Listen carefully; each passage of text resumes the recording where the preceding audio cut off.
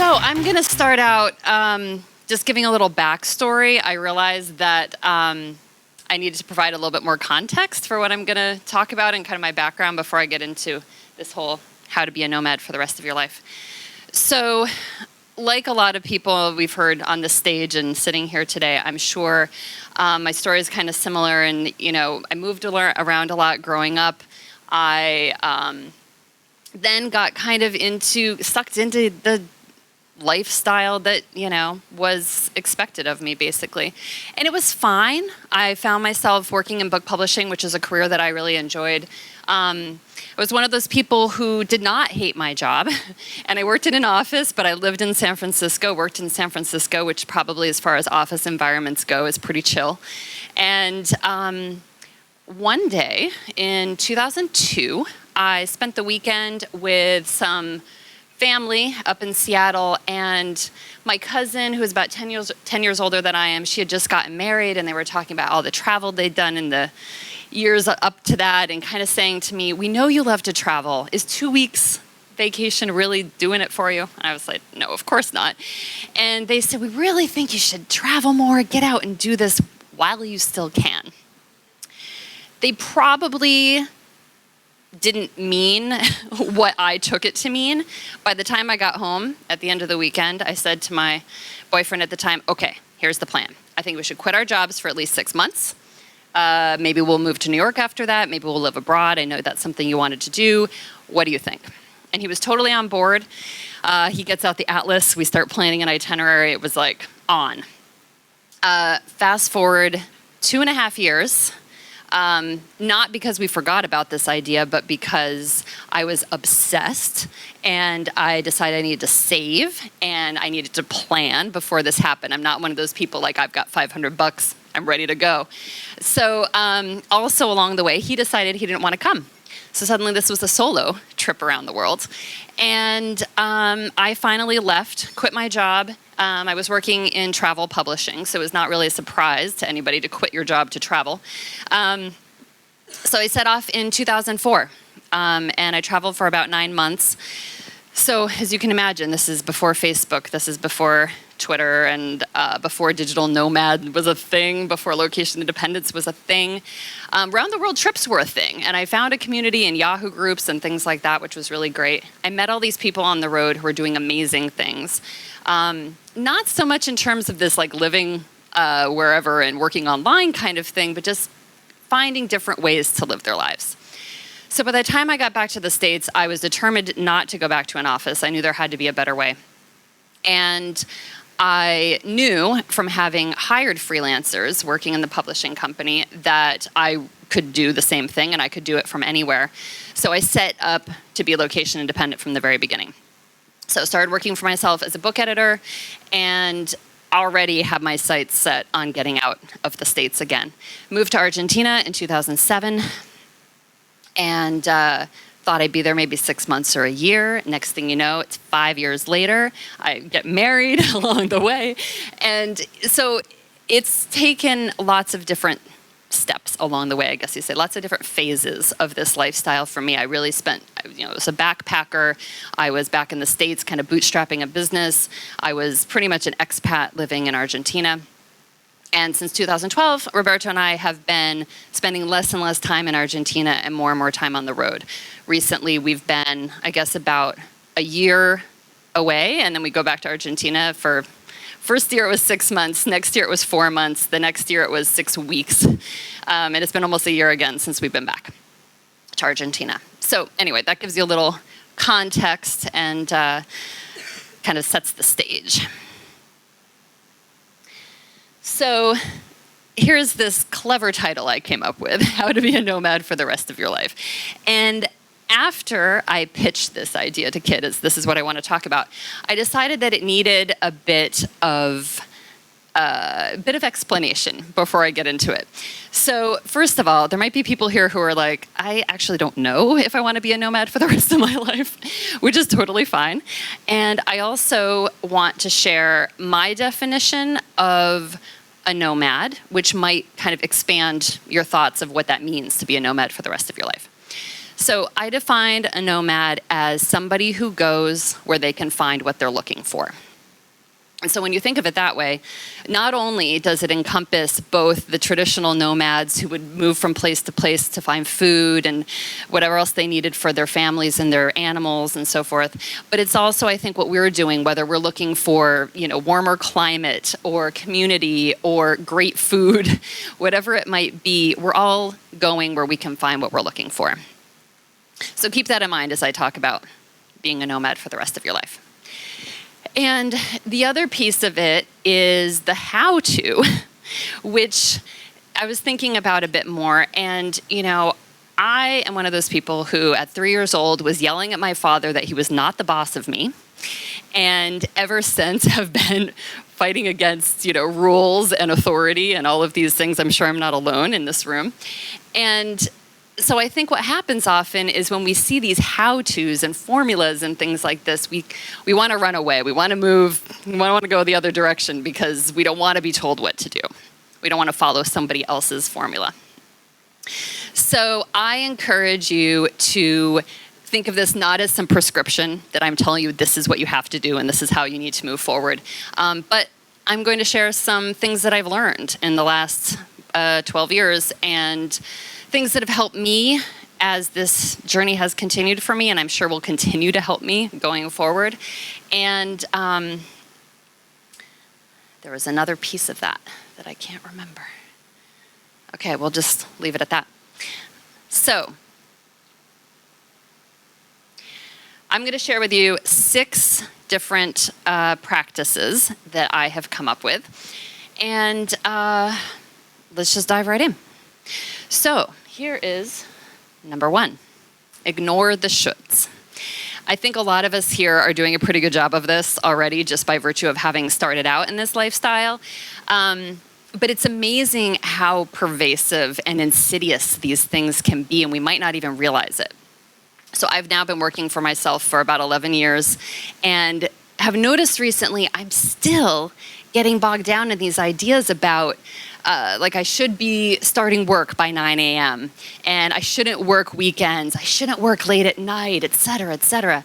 And yet, I like being able to take time off in the middle of the day to go exploring or whatever. Sometimes I have more energy late at night.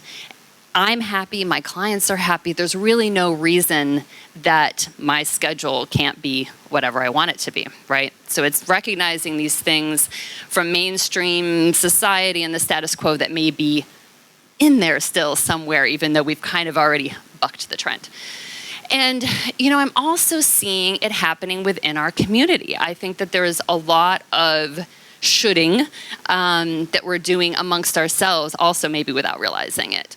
I've heard some things recently like, if you're working more than 30 hours a week as a nomad, don't bother. Or maybe I'm not a real nomad because I don't travel full time. And a couple of years ago even, I was at kind of a business development workshop for nomads, and the guy running it told me, if you don't have $200 extra a month to invest in your business, you should quit and go home right now. Well, I didn't agree with him and did not invest the money, and I'm still here, and things are going great, better than ever. And so I think that not only do we get some of those messages from outside the community in kind of, the normal life that we left behind, but it's happening even within our own circles of online entrepreneurship and nomadism and all of this. So it's something I hope that we can all be aware of and not do it to ourselves and not do it to the people around us. Number 2, don't rebel just to rebel. And this, I feel like this is kind of the dark side of ignoring the shoulds. Sometimes I think we can take it a little bit too far the other direction. And an example I thought of this, I don't know if you have ever had this experience, but sometimes I might hire a guide to show me around an archaeological site or something like that for an afternoon. And it seems like without fail, there will come a moment where the guide says, this spot right here, you have to take a picture right here. This is the picture all of the tourists take, like this is the one. Even if I was already reaching for my camera, even if I'd already seen it on my own, now I don't want to do it. right? Because he told me to. And I also don't want to be, I'm not like all the other tourists, you know? And yeah, am I really going to walk away and not take like that iconic picture just because I'm trying to be different? So this is something that I think applies not only to, you know, those kind of silly scenarios, but to all kinds of things that we may be rebelling against that maybe we shouldn't. And of course, it feels funny to use the word shouldn't after just telling you to ignore the shoulds. But anyway, because I have found things like, for example, when I announced that I was getting married, people were like, oh, you're finally settling down. And of course, now I don't want to do it, right? Like, well, I'm not really settling down. Don't get any crazy ideas. I said I just met someone who wants to travel as much as I do. It can come up with choosing to buy property, have a home base. It sends a message, perhaps, to people around us that that we're not really nomads anymore, or what have you. And it can be, I think, a natural tendency for us to then not want to do those things because it conflicts with that identity that we've prided ourselves on creating for ourselves. So I think it's really important to just recognize if you want to do something, do it, and basically to not be worried about the perceptions around you, which ties in very nicely to number 3, own your choices. About 5 years ago, when I had just started the Nomadtopia website, I wrote a blog post called A Nomad's Dirty Little Secret, because I owned property in Buenos Aires, and I was pretty stationary at the time in that city. And here I am starting a website about nomad living and location independence, and feeling like kind of a fraud, feeling like ashamed that I actually was living in one place at the time and so on, even though I was completely location independent. And once I put that out there and kind of cleared the air, I noticed what a difference it made to own that choice. It was the right decision for me at the time to buy property. And I certainly saw from the beginning it was an opportunity to, you know, in the future rent it out, to do a home exchange, all of these things, which I have since gone on to do. And acknowledging that that was something that I really wanted to do, even if, going back to the last point, even if it was something that seemed to be too much kind of part of the status quo or what have you, it was something that was important to me. And so I decided to do it anyway, and to be really proud of that choice and to stand by it. And I think this applies too in all the little things that the choices that we make on a regular basis, you know, whether you are carry-on only or you check your bags, like whatever, that's your choice. Don't be embarrassed about it. Don't judge others for it. Whatever you might choose to carry with you. On my podcast, I've talked to so many people who carry all kinds of crazy shit in their bags: oatmeal, coffee presses, blenders, hair dryers, you know, what have you. Of course, I'm saying crazy because to them, obviously, it's not crazy. It's something that's really important to them to have access to on a regular basis. So they've owned those choices and they've said, hey, I can make room in my bag for this. This is important to me. Number 4, tweak as you go. And I think we've heard quite a few stories actually from this stage in the last 2 days that have illustrated how important this is. And, you know, when we first start out on this lifestyle, we have no idea how long it's going to last. We have no idea how long we're going to be happy doing it in the way that we set out. We have no idea how our priorities and our values and our goals might change over time. So to be able to recognize what's working and what's not working and make changes as we go is really huge. You know, as I described at the beginning, my journey has taken lots of twists and turns along the way, and each one was as things shifted in what I was looking for. And I think that for example, my experience moving to Buenos Aires and thinking, oh, I'm going to stay for 6 months, maybe a year. And then suddenly I find myself really happy there and not feeling that antsy, itchy feet feeling to move on. So I went with it and I stayed and I kind of shifted what my expectations were about what was next and waited until I did have that feeling that I was ready to move on. So The next point is stay flexible and open to opportunities. And being location independent gives us so much flexibility that I think it's really important to use that and to recognize when unique opportunities arise and what we can do with them. At one point while I was living in Argentina, I had an opportunity to work at a bilingual publishing company for about 6 months. And when it first came up, I immediately thought, like, no, I'm a nomad. I'm location independent. I work for myself. I set my own schedule. I can't possibly go back to an office, even for 6 months. And as I started to think about it more, I realized what an opportunity it was and all of the experiences that I could get out of it. So I decided to say yes, and it ended up being an amazing opportunity. I got to meet local like-minded people. I got to use all of my skills in language and publishing. I got that inside peek into local office culture that I wouldn't have gotten any other way.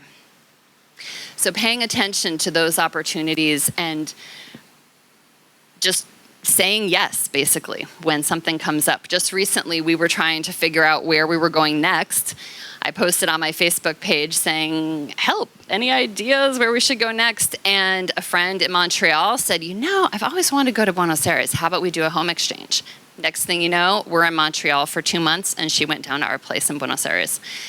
So staying flexible and looking at what's working for us in the moment. This also goes back, I think, to tweaking as you go and saying, okay, what am I looking for right now? What kind of experiences do I want to have? Maybe I want to do things a little bit differently next time. Number 6 is live with intention. So there's a Talking Heads song that you may know called Once in a Lifetime. There's a line that says, like, this is not my beautiful wife. This is not my beautiful house. How did I get here? And when I first heard that, it was probably in high school, I'm not sure. And it really struck me. And I thought, that is like my worst fear, to someday end up in a life that I never wanted for myself and that I never expected for myself, in a bad way. What can I do to make sure that doesn't happen? So ever since, I have made very conscious, intentional decisions that I think have helped me get where I am today. And those notes are way smaller than I expected them to be. So, every decision I've made, like I said, like quitting my job because I wanted to see more of the world, moving to Argentina because I wanted to have a deeper cultural experience, starting my business so I would be able to work from anywhere. Each of those has helped me get one step closer to the life that I want to be living. And all of these things are really intentional decisions and intentional acts. And it goes back to that definition I shared at the beginning of how a nomad is someone who goes where they can find what they're looking for, which is a very conscious thing. And of course, to be able to do that, you need to know what you're looking for. So this is another piece of it, is to continue to recognize what your priorities are, what your values are, and how they change over time. And then where you can go to find what you're looking for. Over time, you may want to stay in one place so your kids can go to the same school for a while, or you might want to give up that home base so you can travel more freely, or anything in between. All of the things that people have been talking about here the last few days are things that we can continue to adjust and make conscious decisions about as we go forward. So, to recap, ignore the shoulds, don't rebel just to rebel, own your choices, tweak as you go, stay flexible and open to opportunities, and live with intention. And this is how you can be a nomad for the rest of your life. Thank you.